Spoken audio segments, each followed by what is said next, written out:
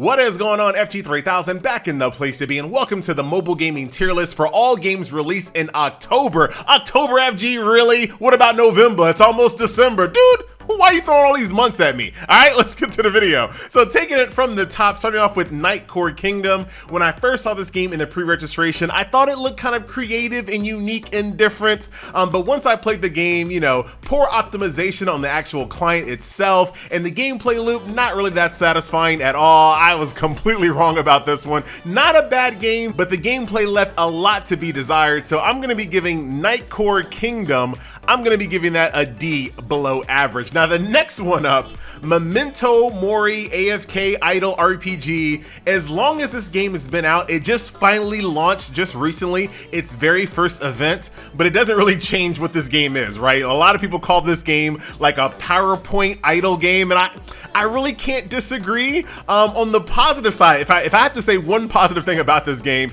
dude, you want to talk about if idle games weren't already streamlined enough, this game takes it to the next level. Like, so much streamlining, so many opportunities to skip and to transfer stats from one piece of gear to the next piece of gear. Like, dude, this game is streamlined quality of life to the extreme. Doesn't necessarily make it a good game though. I mean, maybe you can get a little enjoyment out of it based on the music and the really pretty watercolor effects, but at the end of the day, dude, this feels like barely a game. So for Memento Mori, if I'm looking at the tier list, right, there's another idle game right up here at D, The Walking Dead All-Stars. If I was forced to play an idle game, right, which one would I play? Walking Dead. Like 100%, if I was forced to play an idle game between these two, I'd play The Walking Dead. So that means I gotta give Memento Mori AFK Idle RPG PowerPoint Excel Extravaganza, I gotta give it enough. So speaking of idle games, the next one up is gonna be Panini Saga, and dude, as of late, it just feels like idle games are like a dime a dozen or like a penny a dozen, dude. They're all over the place. But Panini Saga, I think, takes that idle game format and just polishes the heck out of it. Doesn't do anything really extravagant or different or anything like that, but it's an idle game with so much gameplay content. Like, this could actually function as like a main game already, and the game is so brand new. Cool character models, cool special effects, cool mini games, all around a pretty solid experience. So for Panini Saga, I kind of want to give it a low B, high C, but I'm gonna go, dude, one of these days I'm gonna get my own tier list so I can do my in-betweeners. But we're gonna go ahead and give Panini Saga a B above average. Not too shabby. So next up on the tier list is Path to Nowhere, and this is one of the very rare games. You guys know I cannot stand story delivered by two PNGs monologuing back and forth to each other, but Path to Nowhere absolutely changed my mind. This story, dude, you have got to play Path to Nowhere. Now, when it comes to the actual gameplay, outside of the story, which is fantastic, the characters are fantastic, the aesthetic, the soundtrack, like all of the things that build the world of Path to Nowhere are incredible. But I will say, as a person that came out really early to say that I absolutely love the combat in this game, looking at it now, post-honeymoon, I think I kind of prefer Arknight's combat system over Path to Nowhere. Not to say Path to Nowhere is bad by any means. I'm just saying now that I've played with it a little bit longer, I think I do kind of prefer Arknight's tower defense model versus Path to Nowhere. But once again, that's not really a dig. I mean, comparing it to Arknight's is already a pretty great comparison. So do keep that in mind. I think gameplay wise, there is a few missteps on the gameplay modes. And the gameplay modes that I'm speaking of are Broken Frontline and Oblivion Pit. Like, for me, I don't really like these gameplay modes at all, and they're so integral to your daily gameplay loop that I think it kind of detracts from the overall game experience itself. But check this out, I am still playing this game, and I'm gonna kind of put myself out here for a second, but I do not play Broken Frontline and I do not play Oblivion Pit. I just don't play them. Don't play them at all. I just play the game, enjoy the story, enjoy the characters, and I'm just kind of playing this game on my own on the side. So kind of a mixed bag for me personally for Path to Nowhere, but a lot of my issues with the game are subjective. So putting all of my biases aside, I think most people would agree that Path to Nowhere is a pretty stellar title, and I'm gonna go ahead and throw this bad boy right up next to Ardor Gear Fusion, a great game. So next up is T3 Arena. This is a game that I really tried to enjoy. A lot of you guys already know this, but I guess I'm gonna out myself to everybody else.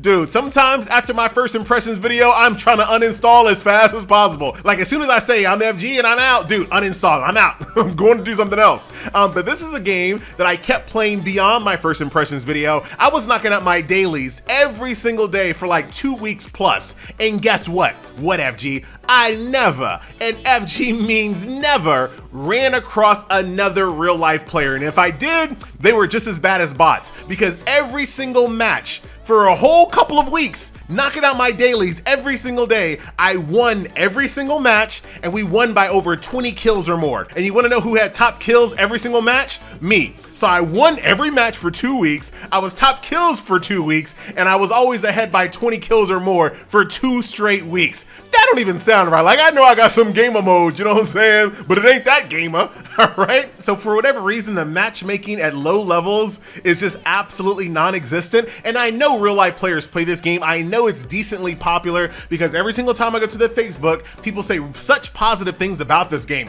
I wanted to see some of that positivity, but I couldn't, dude. I couldn't continue playing that game every single day, playing against bots every single match, dude. It just burned me out. So do keep that in mind before I give this game its rating. It's based on the fact that I couldn't actually ever play the game, and I tried, dude. I really tried. Dude, I kind of want to give it a don't. I kind of do. I'm going to go ahead and give T3 a don't. I don't know what else to give it. I literally don't know what else to give it. I think it might be a good game, but I couldn't tell you. All right. I got to keep moving, man. I'm sorry. I'll tell you about that later. So these next 2 games, I'm just going to go ahead and group them together. Undecember and Torchlight. Both of these are Diablo-esque experiences on mobile as well as PC. Love the fact the games are doing that now. But when I compare both of these games to the source material, or more recently Diablo Immortal, I know a lot of people feel some type of way about Diablo Immortal's monetization system, but in my opinion, gameplay wise, both of these games fall short of even Diablo Immortal, let alone like Diablo 3 or Diablo 2. Neither one of these games kind of capture that dungeon running feel. Like when you play like Diablo and you're deep inside a catacombs or something like that, like I feel way more immersed in Diablo's world, way more than Torchlight Infinite. Like Torchlight Infinite, I felt like zero immersion, and even more than Undecember, which I think did a slightly better job. Combat, I think, was more fun in Diablo Immortal. Boss fights, I think, were more fun in Diablo Immortal. Feeling of impact, I think, were more fun in Diablo Immortal. So these games, while they were trying to go for the crown, I think ultimately fell short. So this is what me gonna do. I'm gonna go ahead and give Undecember a C. Torchlight, I really want to give a D. High D, low C. But I'm gonna go ahead and give Torchlight a D, below average. And then last but not least, we have Marvel Snap. I did not think I would be here, ladies and gentlemen. All right, you guys already know what I'm about to say, but I'm gonna go ahead and say it out loud because that's how videos work. So the only SS ranked game I have ever given was given to Genshin Impact. And I think even looking back on that decision years later, I think it's pretty undeniable that Genshin Impact is an SS tier trend-setting game, right? When you think about my ratings, SS means trend-setting, and Genshin absolutely reset the bar from what we expect from mobile games and cross-platform games. So many games, even to this day, are still trying to chase that Genshin crown and are still falling short, even though Genshin has been out for years. They have basically a blueprint to follow, and they still can't match Genshin this many years later. So I think it's undeniable that Genshin Impact represents what my SS tier rating is: a trend-setting game, a game that makes all other games follow suit. So where does that leave Marvel Snap? Well, I think Marvel Snap is the best card game since Hearthstone, and I thought Hearthstone was the best card game since Magic the Gathering. So when Hearthstone first hit the scene, it absolutely took over. It took over Twitch, it took over esports, it took over YouTube. Like, everyone was talking about the game, and that game spawned so many spinoffs doing the same thing that games right now are doing to Genshin, trying to chase that crown. Think about how many games came out that tried to replicate what Hearthstone did, right? And pretty much none of them were successful. Not even Magic, when it tried to go digital to try to chase Hearthstone after the fact. So the problem with all those games that came after Hearthstone were all trying to chase Hearthstone, right? No matter how good they were all followers trying to chase the leader. Well, guess what? I think Marvel Snap is about to be that next new leader. I do believe that from now on, all card games are not going to try to follow the Magic the Gathering template or the Hearthstone template. I think from now on, if a new card game comes out, it's going to be trying to chase Marvel Snap, not Magic the Gathering and not Hearthstone. There is just something so incredibly simplistic but amazing about Marvel Snap. Even if you don't like Marvel, even if you don't like card games, I think this game is an absolute must play for literally anybody. Mobile, PC, no matter who you are, I think you should be playing Marvel Snap. Every single day I log into this game with a smile on my face. I actually look forward to doing my dailies. You know how you get those annoying pop-ups in other mobile games that tell you, hey, by the way, you should log in to do A, B, and C. Dude, I'm already there. Get me in Marvel Snap. I'm trying to knock out some new quests. Far, far beyond the honeymoon period, I am still having so much fun collecting some of my favorite superheroes, upgrading my cards, trying out new decks, cheering on not only my plays, but even my opponent's plays. That's how you know a game is really good,